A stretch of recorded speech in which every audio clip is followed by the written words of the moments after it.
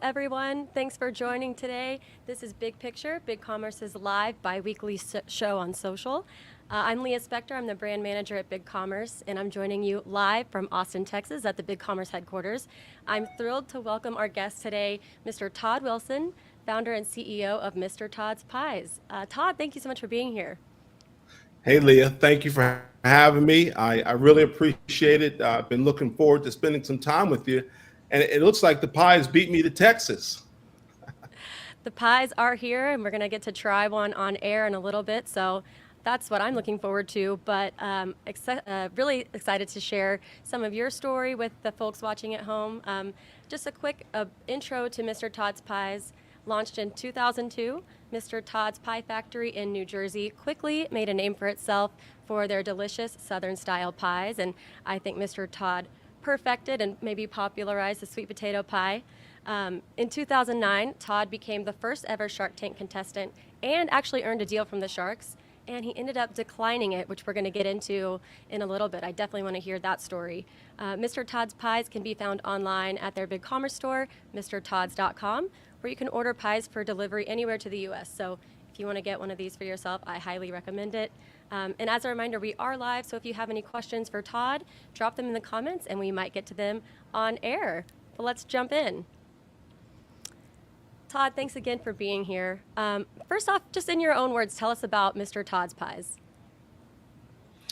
Yeah, so Mr. Todd's Pies is really my passion. I mean, we talk about entrepreneurship and what the end goal is, and my goal has always remained the same, Lee, and that's to make Mr. Todd's a household name, a national brand, along the same lines as Mrs. Smith's, Entenmann's, or Tasty Cake, you name it. That has always been the goal for Mr. Todd's. Love that. How did you get into baking and selling pies? Hmm. Well, the funny story is I went to the University of Richmond, and before my freshman year, I figured I wanted to be a lawyer or in law enforcement because that was always my first passion. So with that in mind, I majored in criminal justice and Spanish. But during that summer prior to going to Richmond, my godfather said, "What are you doing?" I said, "Well, I'm getting ready to go to college." He said, "Why don't you come up and help me start a bakery?" So I head up to New Jersey from Virginia, where I grew up, and I walk into his house and it just like reeks of pie. And I was like, "What are you doing in here?" So he says, "Come on downstairs." I go downstairs and he's got these huge pizza ovens with sweet potato pies everywhere. And so lo and behold, by the end of that summer, we moved out of his home into a little storefront in downtown Patterson. And then every year I came back, the business just kept growing. One summer I would hire 2 people, the next summer 4 people. So by the time I graduated from Richmond, it was like, you know what? I think I want to be an entrepreneur now. Seeing my godfather coming home from work every day, coming to the factory saying, "Where are the pies, Todd? You got to make deliveries today." And just that whole entrepreneurial rush, that's probably one of the reasons that I got the entrepreneurial bug is watching my godfather and what he did. And I also learned from working with him that if you have a tangible product that people like, and in some cases love, you can make a living from it. And that's really how I got started in the pie business. I love that entrepreneurship can attract people who want to be in kind of like a high adrenaline or like high energy job because there is so much kind of fast paced, exciting work. So I think that's really interesting. Okay, Sure. so you got involved with your godfather. Tell me about those early days of launching Mr. Todd's Pies. Were you doing everything yourself, baking and shipping from home, or did you start first with a retail store? Well, see, the funny thing is, I don't think a lot of people know this, but I worked for my godfather internally for a number of years. And then I went off and became a distributor where I was basically taking his pies and selling them to customers. And along that time, we got McDonald's as a customer. And the sweet potato pie was outselling the apple pies in a lot of markets. But as you know, dealing with companies like McDonald's and big concerns like that, things have to be done a certain way. And we actually lost the McDonald's account. And that was kind of my moment where, at the time I felt like maybe my godfather didn't see the bigger picture. And I saw it immediately the way, apple pie is a staple at McDonald's. And here, this little sweet potato pie from Patterson, New Jersey was outselling the apple pie. And that was kind of my moment to just say, you know what, I'm going to take the plunge and do this on my own. But when I first started, it was called Classic Desserts. And I came up with this idea that I'm going to be like a clearinghouse for all things dessert. And so at the time, Leah, I bought two things, a domain, whybake.com, and this was probably 2000 and the year 2000, I think. I bought whybake.com, WHYBAKE. Why bake when we can do it for you? And I also got the 800 number at the time, 888 why bake. And as you know, you just can't get those types of numbers anymore. So I've had that domain and those and that number for what, over 20 years. And that was my first foray on to my, my own pie business. And then shortly thereafter, we know what happened because that's what they talked about on Shark Tank. That's so interesting. I didn't realize that the company you're with your godfather, McDonald's, was a client. Was that regional? And then what kind of happened that led to the end of that and kind of led you to split off and do your own thing? It was crazy. I mean, a local operator said, "Hey, I kept hearing about these pies. Can you come by my store?" So it was a guy named Herb Clay in Newark, New Jersey. I went to his store. He was a non-traditional operator. And at the time, McDonald's was looking for minority suppliers. Herb himself was African American. He went to some of his fraternity brothers and said, "Hey, I've got this great pie. Let's put it into our stores." And then, McDonald's is kind of like straight-laced, button-down collar type of company. And they said, "Hey, where is this? Where did this come from?" But Herb had already had the numbers, so he was able to show them, "Hey, look, this pie is outselling the apple pie." And next thing we know, we got a big yellow semi pulling up to our factory in Patterson, New Jersey. And the guy would come some days and he'd wait 8 hours just to get a half a load. And we just couldn't keep up. And again, with McDonald's, they like things done a certain way. And then ultimately, the relationship ended. And my godfather just didn't see a need to do business with McDonald's at that point. But it was Wow. So tremendous experience. yeah, early experience with wholesale. That's clearly been something that, has been a strategy of yours for a while. So we'll definitely talk about that when that Sure. comes to Mr. Todd's. So you split off and you start Classic Desserts. When does it become Mr. Todd's Pies, and what were those early years like? Well, like any entrepreneurial story, they're always brutal. You're doing everything by yourself. You're peeling potatoes, you're delivering pies. In fact, as I was preparing, I found an old invoice for one of my first delivery vehicles, Leah. It was a 1990 Plymouth Voyager. You might not even remember that year, but it was a Plymouth Voyager, and I paid $1,800 for it. So, I was picking up supplies in it. I was delivering pies. And ultimately, like most entrepreneurs, eventually I wound up sleeping in the back of that Plymouth Voyager. But that's why we do what we do. It's not always for the money. It's not always for the headlines or the highlights. It's, look, this is what drives me. This is my passion. And that's what's going to take you through those long days and nights. Yeah, absolutely. When you started to get some momentum, what was that like? Was it, really busy in the store? Were you already thinking about things like selling online, or were you focused on, physical retail? Yeah, so again, I'll point back to Shark Tank, and I'm sure we'll get into that. But after I went out and got my MBA in the streets the first time, I said, you know what? When I restart this thing, I'm going to put my name on it. And to me, there's always been something different about when you put your name on it. And I said, well, what am I going to call it? And I remember at the time, a lot of the customers that I sold to would always say, "Mr. Todd, you got my pies? Where are my pies, Mr. Todd? Da da da da da." And I said, you know what? I'm going to call it Mr. Todd's Pies. Put my name on it. And sometimes, Leah, there's just a little, I don't want to say extra effort, but it means a little bit more when your name is on the door. So I started in a old bagel shop that had gone out of business in Somerset, New Jersey. I was like waiting tables at night, making pies during the day in off hours. And then one day the landlord says to me, "Hey, you rented this store to be a store. What are you doing in there?" I said, "Oh, well, we're making pies." I said, "But give me a few weeks and I'll get a store set up." So I had no retail experience at all. But I knew that if I didn't open a store, I wouldn't have that location for very long. So that's how I started the retail business. One morning, I just woke up, opened the doors, put some pies on the counter, sold coffee. Before I knew it, it just took off. Wow, so you quit your day job essentially when you decided to take that leap and open the store. Yeah. So, and at that time, again, I was regrouping from having to start over when I left my godfather. So it wasn't really a day job, if you will. I was waiting tables at night. And, Mm. I just knew I had to get back started. And then I heard about this, like I said, a bagel shop that was going out of business. And that was my first foray into, creating the Mr. Todd's brand. It started Wow, off so as, so a wholesale. so in those days, were you able to kind of self-fund from that wholesale business that you had kind of started in advance, or did you go after funding? How did you make that decision? Yeah, so it's funny, and today is totally different, but I'll never forget in 2002, a gentleman I knew who was an exterminator. He referred me to a local banker. The gentleman's name was Mayo Sisler, and he was the chairman of a bank. And I went to see him, and he said, "How can I help you, son?" I said, "Well, my hands are shaking." I said, "I need $15,000, sir. I'm starting a pie business." And he says, "I've heard good things about you. Come this way."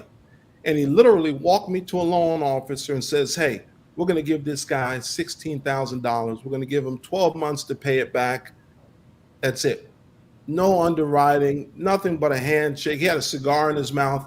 And Wow. that's how I got started. It was crazy, but those things don't happen anymore today.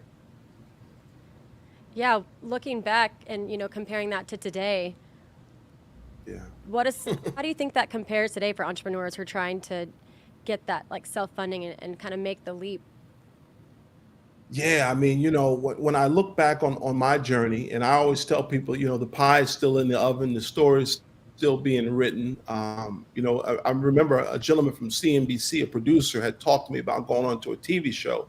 And I said, "Well, now's not the time." I said, "But there's a Ray Kroc story. There's Colonel Sanders. There's Dave Thomas. One day there's going to be a story about Mr. Todd's, and I might not be the one to benefit from it, but I'm okay with that. But one day there'll be a story." So it's kind of funny. We got off on that, but yeah, So, okay, so you've got your loan, you're yeah. focusing on the store full time.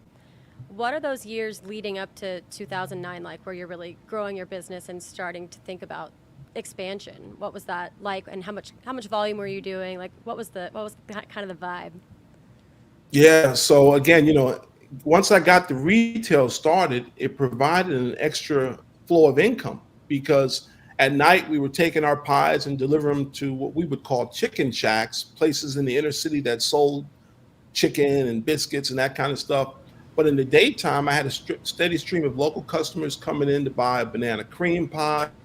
We had bagels, we had lunch sandwiches. So, a lot of things today, you see people trying to diversify their menu. We were doing that years ago because we knew you just couldn't sell sweets all day per se. So we had the coffee, we had the tuna sandwich, and that provided the daily cash flow because a lot of times with wholesale, it's check based. So a lot of times you're on a net 30 basis. So the retail gave us great daily income.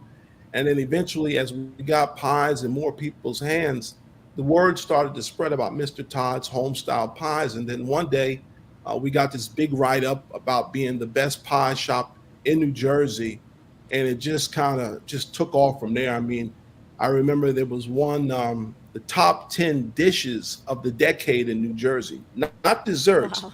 dishes, and our banana cream pie was voted number 3 by the largest newspaper in New Jersey. That's incredible and speaks to still the value of basically word of mouth. Today word of Sure, mouth looks a little bit different, right, with social media, but like sure. early news coverage, like people just hearing about your brand, I think is still the very best way to earn customers and keep them coming back. Um, okay, so leading into 2009, that's when you appeared on Shark Tank. Sure. You were the very first contestant on August 9th, 2009. Sure. Tell me, how Yeah. did that come about? Again, in preparing for our discussion, I kind of went back through nostalgia and I found this old email This is an email from December 19th, 2008, Leah. And it Wow. says, congratulations, you're in the Shark Tank. We'll see you in January. But the process started in October of 2008. And I got this email one day. I was looking to grow my business. I had a retail store, and I had this concept of, okay, we've got a great store, but we can only do so much in there. We need a bigger facility, like a central baking facility, I would call it the CBF. And then we would have little satellite stores around it, but I needed capital. And bank loans will only take you so much, so far, friends and family. So I got this email about this new show from Mark Burnett where aspiring entrepreneurs could get a chance to get investment money. I told all my friends, and they said, "Oh man, that's a scam. Leave it alone." I said, "No, man, this is Mark Burnett, the guy from Survivor. The guy's got to be legit." So I said, the hell with what they think. I'm going to apply. And again, it started in October, and then by December, I got the email saying that I was accepted into it. Next thing I know, I'm one of only, I think, 30 people out of thousands that applied across the country. They flew about 30 of us out to California, Studio City. And of those 30 people, I think about 12 of us actually made it to TV. And of those 12, as you mentioned, I was the first one that they put up front. And this was the pilot. So we didn't even know if it was going to be a TV show. But after that first episode, ABC bought it. And what are we talking now? The rest is history, right? I mean, amazing.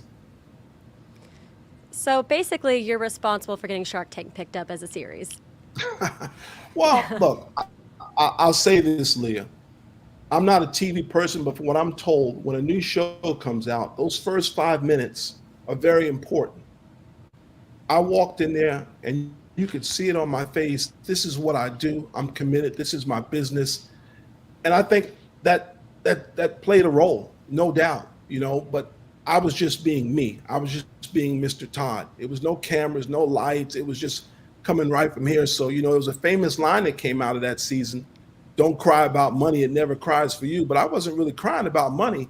That's just the passion that I have inside of me as an entrepreneur and as a person.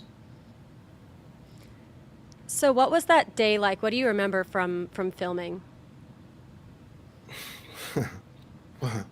People always ask me, was I nervous, right? And I said, any entrepreneur that tells you they're nervous when they've got a chance to go in front of someone, they're not really an entrepreneur, in my humble opinion. You know what I was nervous about, Leah? At 30-some years old, I had never been to California. So I was nervous about flying from New Jersey to California. And so, I got on the bird.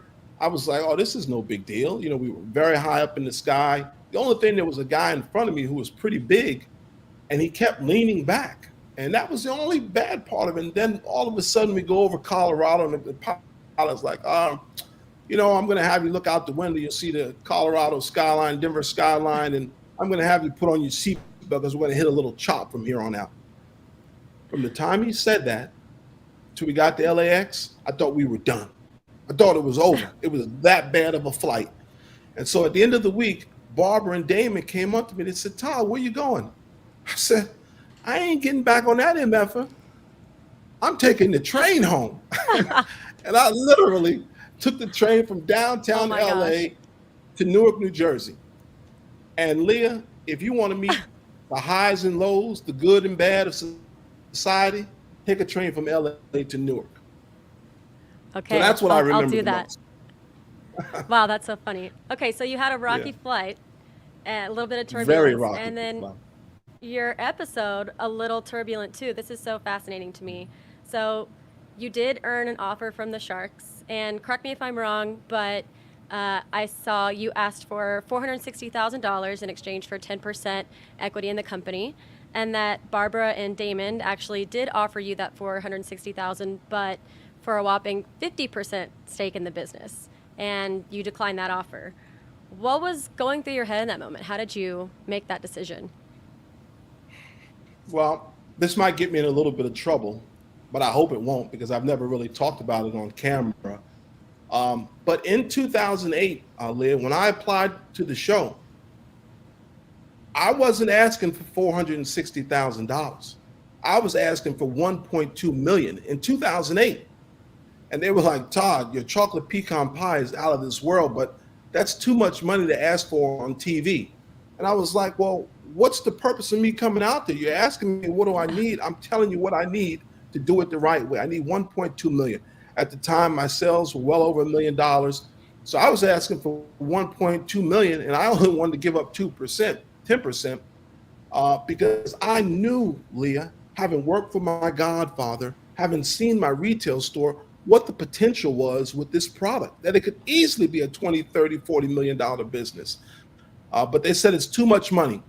So when you see me asking for 460, that was really what the producers had me bring the number down to make it better for TV. So now it's customary. You see everybody asking for that Right. kind of money.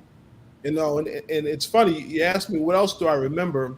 At one point during the history of Shark Tank, remember when they used to let people think about it? Yeah. So I remember when we were filming in season 1, when they said, and you see it on TV, what are you going to do? I said, I need to think about it for a minute. They were like, cut, what are you doing? I was like, yo, this is a big time decision. I need to think about this, because in the back of my mind, Lee, I'm saying 460 is not what I need. It's not enough. And And for so we took a 50% break. ownership. Right. So we took a break, and I went into the restroom, and as lo and behold, Mr. Wonderful was in the restroom with me. Oh. I spoke to the guy, and he just snarls at me like, so off camera, he was the same way as he is on TV. But Okay. when I walked back in there, Leah, I said to myself, I gotta accept the deal, because if I don't, I might not even make it to TV. Right. Hmm. So I went along with the deal. And, after we got back, I spent a lot of time talking with Barb, Damon, great people. I remember walking through Central Park with Damon a few times, but went to his office. And ultimately I said, you know what, for all the blood, sweat, and tears that I put in, knowing that this is not enough cash to really do it the right way, I'm going to have to, I can't do this deal. That's the How do behind you the feel about scenes. that? No, that's so interesting. I love the behind the Yeah. scenes bit too. Yeah. How do you feel about that decision looking back? Well, I don't have many regrets in life, and certainly I don't regret making that decision. Look, could my trajectory been accelerated? Perhaps, but again, I didn't get into this just for the money. I got into it because this is my passion. I have a very long-term vision, and unfortunately, Leah, because of this little culprit right here, we think that everything happens overnight between being a TikTok Hmm. star and Instagram, but it doesn't, Leah. The reality is entrepreneurship is a grind. Doesn't mean that you can't come upon success, because it's a lot easier today than it was back in the day. You don't have to cold call. You don't have to do the mailers like we used to do. One little video now can make you go viral. So it's totally different. But I don't have any regrets of not taking the deal. Because to this day, every day, I'm just as excited today as when I first started. Absolutely. And you mentioned kind of becoming a star overnight. Did appearing on Shark Tank boost your business?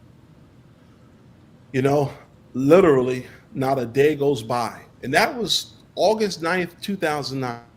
Not one day goes by that someone doesn't say, I saw you on Shark Tank. And Oh, wow. understand this, when I went on Shark Tank, there was no TikTok, there was no Instagram, there was none of that. I mean, Facebook The good was old really the days. hot thing. Yeah, I think it was. Do you remember MySpace? Is Oh, yeah. Top do 8. you remember? Yeah, and I think I joined Twitter in 2010 or 2011. So Yep. I always say to myself, what about if I went on Shark Tank now with all the social media that we have? It'd be totally different. It would be wild. Aside from, that importance of ownership and the lesson of longevity and, the long-term grind, I think is really valuable. Were there any other lessons that from Shark Tank that you took back into your business? I mean, having that Well, mentorship relationship with Damon and Barbara, that's got to be pretty great. Yeah, and it's funny. I remember we went to QVC one time. We sold on QVC, and I was in the room talking to the directors about my story and about the pies. And like on Shark Tank, I got a little choked up, and I started tearing up. And so we walked out of the office, and David said to me, "Man, if you ever pull that SHIT again, I'll never go anywhere with you." I said, "Damon, I'm just being me, man. I'm passionate about this." But yeah, for sure, Leah. I mean, having people like Barb and Damon, or certainly a guy like Mark Cuban in your corner, it can only help you. And long term, I've learned, and we all know that it's very hard today, especially as fast as things move, to do it by yourself. So surrounding yourself with talented people, certainly ones like them that have that celebrity factor, goes a long ways. Absolutely. Okay, so those are the Shark Tank days. Valuable. You learned a lot, and you still get asked about it to this day, which I think is great. He It's has a great amazing. blog, a few blogs on your website about the story. So I encourage y'all to check that out on mrtods.com. Question from Rachel Sperling on LinkedIn. Thank you, Rachel, for the question. Tod, was there ever a moment when you weren't sure if you were on the right path and nearly gave up? And if so, what made you keep pushing through? Wow, Rachel, great question. I'm going to give you the short story, and I'm going to try not to get choked up because it took me a long time to share this story. But again, it's well documented. My first time out, I lost everything. I had 5 cars repossessed. The last one I was taken back to a dealership. Um, my insurance was expired. There was no registration. License was suspended. Didn't even know. I was brokered and broke. Cop pulls me over and says, "Look, none of your paperwork is good. Come with me." I didn't even have $100 to get out of jail. One of my friends bailed me out. And so that was the end of 2001. And as you know, in March of 2002, I created Mr. Todd's. And I told the young lady I was dating at the time, "I need you to pick me up from the courthouse." And she said, "Why?" I said, "Oh, I'm going to lose my license." She says, "What?" I said, "Oh, yeah, I didn't want to tell you. Things were going so well, but I had a little issue last year with my license." So I go to court that day, Rachel, and I run into the cop that pulled me over. And he said to me, "Look, man, I know you're not a bad guy. You probably were just going through something, but it's pretty cut and dry. You're gonna lose your license for about 6 months." So I'm like, damn, I'm delivering, I'm picking up supplies. I said, okay. So it was busy that day in Princeton Courthouse, Princeton, New Jersey. They rescheduled it to Monday. So I go back to the store. I run into my girlfriend. She says, "What happened?" I said, "Oh, they moved it to Monday." She says, "You better take your butt out here this weekend and sell some pies because you're going to lose your license." So I go to court on Monday, Rachel, and I run into my attorney. I got my head down on the bench. And my attorney comes up and says, "Did you hear what happened?" I said, "Steve, not today." He said, "No, Jimmy." I said, "Steve, I'm going to lose my damn license. Not today." He said, "They dropped the case. The cop killed himself last night." Oh my gosh. So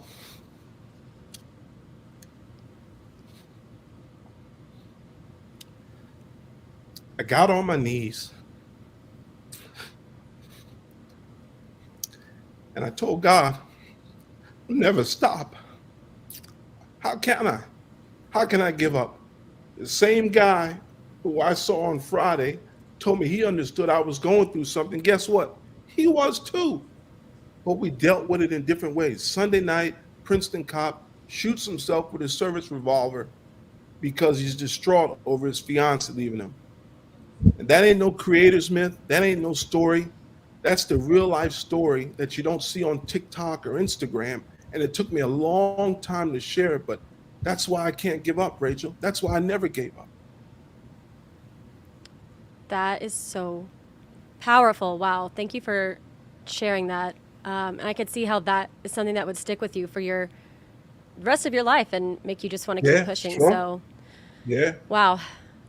Um, How do you give up after something like that? You know? yeah, you How do just, you how do you thank your how do lucky you have a stars. yeah, how do you have a feel sorry moment? So for me, when I see the news today and I see people giving up and feeling like they can't go on any further, I remember I was at Babson College speaking one time and I said, "Look, if there's anybody that should have jumped off a bridge or walked in front of a train, you're looking at him. You're looking at him. But even at my darkest moment, I've never felt like I couldn't get out of it. I couldn't find a way. So I always tell students, I know it's different than when I came up. You've got a lot of outside influences, but here, take my number, give me a call, and I'll help you through it because I've been there. And you just got to keep believing. You got to surround yourself with the right people and just never give up. I can't speak to health issues and mental illness, but I'm just talking about not being able to be uncomfortable. And part of being an entrepreneur is being able to be uncomfortable. You have to be comfortable with that. You know, cooking and I think pies specifically are so much about like sharing joy and warmth and like love and community. It Sure. actually makes a lot of sense to hear this story from you because you're an entrepreneur at heart and you've definitely had some challenges.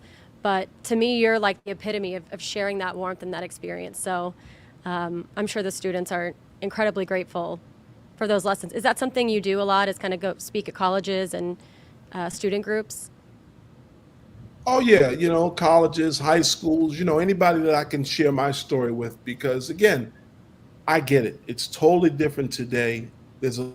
People are they're bullying people and making videos and putting on the internet. I mean, that's just stuff that's unheard of. I mean, I was bullied as a kid, but one day I had to step up and knock the bully out so he wouldn't mess with me anymore. But, I understand it's a different day and time, but because of all these outside influences, Leah, we just feel like, oh, we got to be here by a certain time, or we got to do this by a certain age.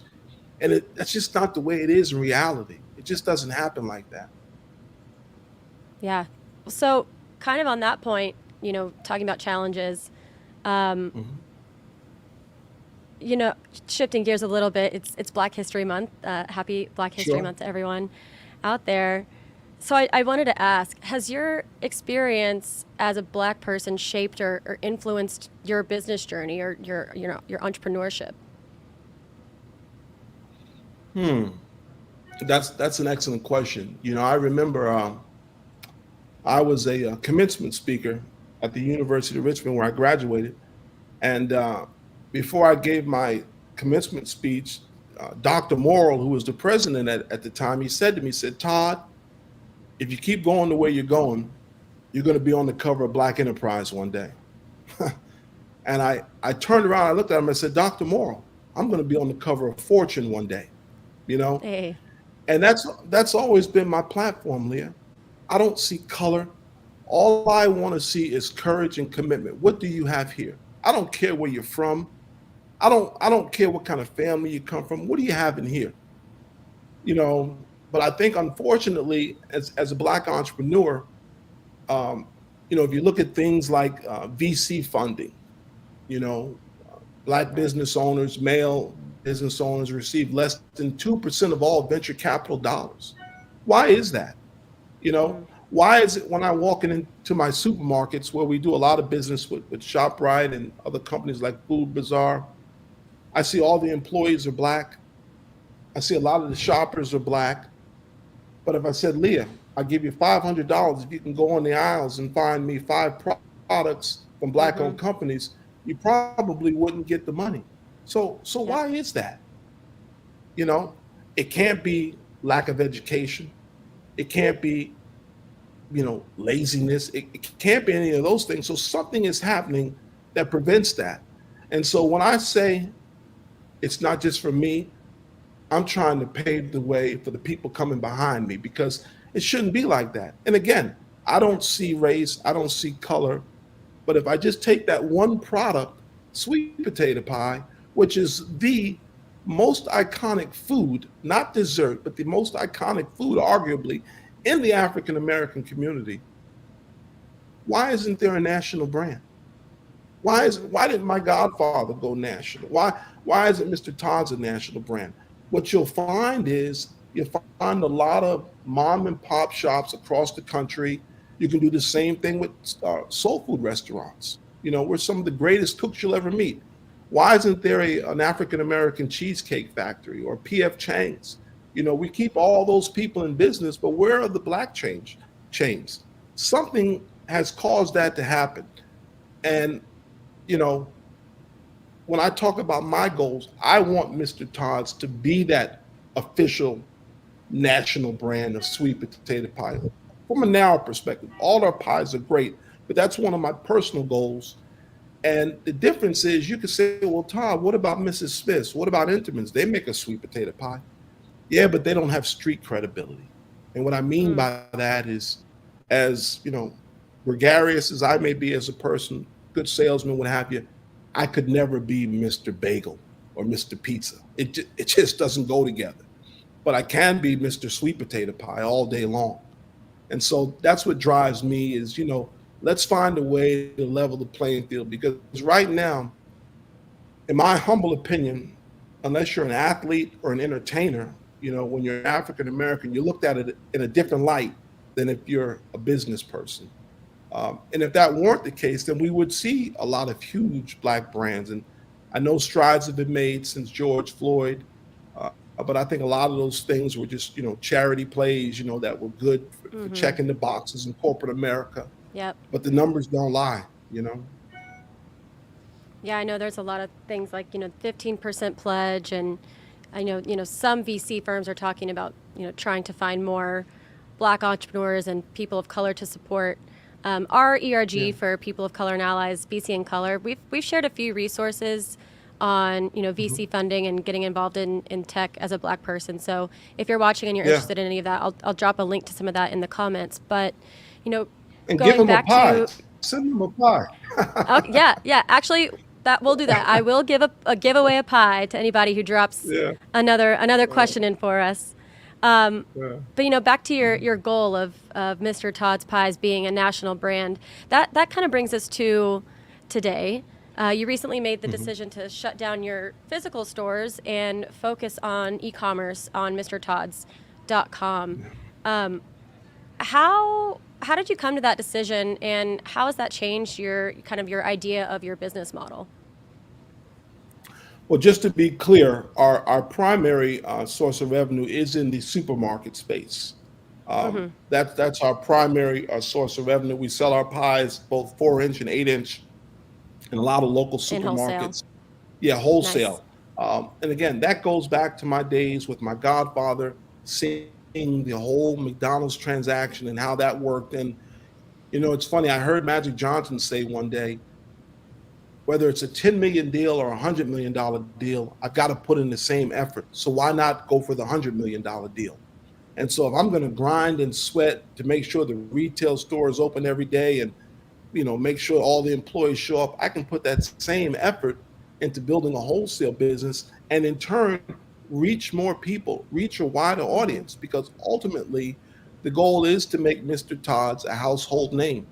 And one of the best ways of doing that today is through e-commerce. I mean, look, Hmm. pies are in New Jersey on Tuesday, and on Wednesday morning before 10 a.m., they're in Austin, Texas. That's amazing. And so that's when I knew that what, we've got to really step up our e-commerce game. We found Big Commerce, and I always tell people if they're looking for a platform, look no further than Big Commerce. 'Cause I remember one of the first times I called about questions, and I encountered a phone rep, and the guy was just so nice, so informative. I said, you know what, Big Commerce is my type of company. That's why I've never left, and I've had offers, but I really like what you guys do, and I really appreciate it. But we also sell on Amazon. We're on Walmart.com. So there's a big future, as you know, in e-commerce. Well, we're thrilled and honored to still be able to serve you and your business. Um, you know, Getting towards the end of today, well, how does, if you look at your business mix, is there any kind of interplay between that relationship of, wholesale and e-commerce? I know some people are able to use data from e-commerce to inform their wholesale strategy, and vice versa. Is there anything you've kind of learned new in that regard? You know, the the wholesale helps us prepare, well, I should say the wholesale helps us in our preparation for e-commerce. And what I mean by that is, think about it. If you're just operating a retail store, what are you doing? you're probably doing small batches, maybe 10 pies, 20 pies. But when you're in wholesale, you're doing 1,000, you're doing 2,000 pies. So as the orders start to come in, if you already have a wholesale operation, you're able to respond to large quantity orders much easier if you already have a wholesale establishment set up. And so that's been one of the major pluses for us, is that I don't have to worry about opening a retail store. All I need to know is if I had 100 orders from Amazon today, just making sure with my staff that we've got all those packages ready, box out the door, and we deliver as promised. It's not always perfect, but it makes it a lot easier because we're already doing volume behind the scenes, you know? Mm-hmm. What's, focus on wholesale and, expand e-commerce. What's next for you? What are you focusing on to get closer to that goal of being the national brand for pies? Well, we definitely have some things in the works, some that I can't discuss right now. But, I think if I can do more things like we're doing right now, just to get the story out there, spend time talking with people, put pies in as many people's hands as possible via e-commerce. I think that'll certainly go a long ways towards helping us get there. But it's a marathon. It's not a sprint. It's a marathon. Absolutely. Well, I'm going to take a bite of this pie really quick. Do you want to tell the viewers about your pies and what makes these so special? So that looks like sweet potato pie. And if I can tell you anything, Leah, every day we peel North Carolina jumbo yams to make that sweet potato pie. The crust good. is made from scratch.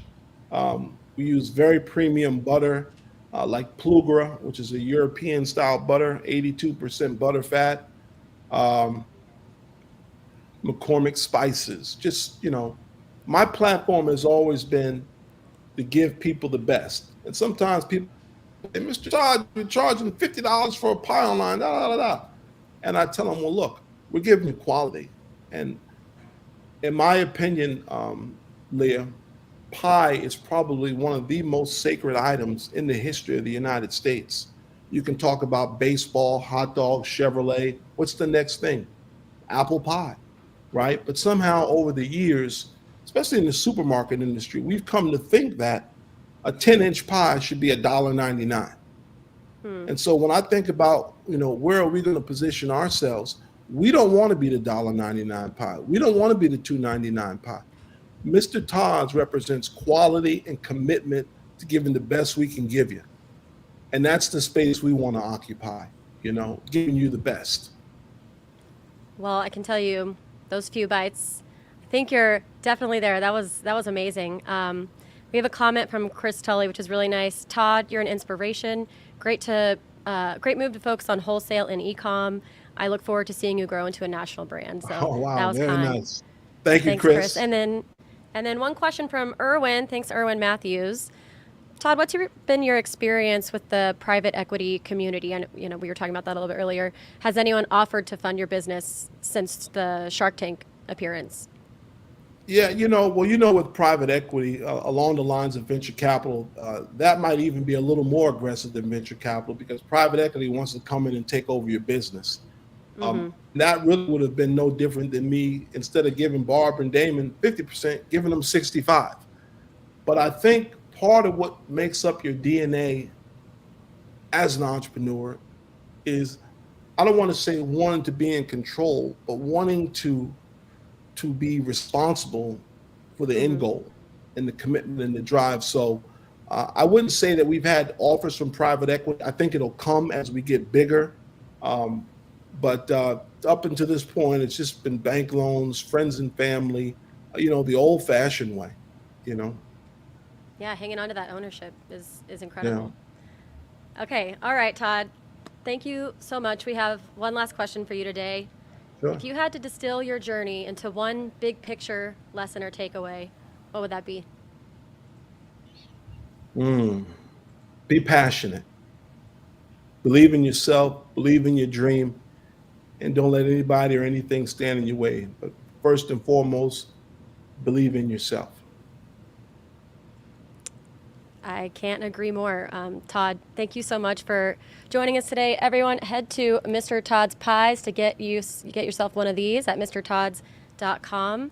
Very We'll good. share some more links and some of Todd's story in the comments. But again, Tod, thank you so much. You are truly an inspiration and just a joy. So I hope we see you again soon. Leah, thank you and everyone at Big Commerce for having me. I really appreciate it. And more importantly, I appreciate you having some dessert while we were talking. I appreciate that more than anyone. So thank you, Tod, and thanks for everyone for tuning in. See you next time. Have a great day.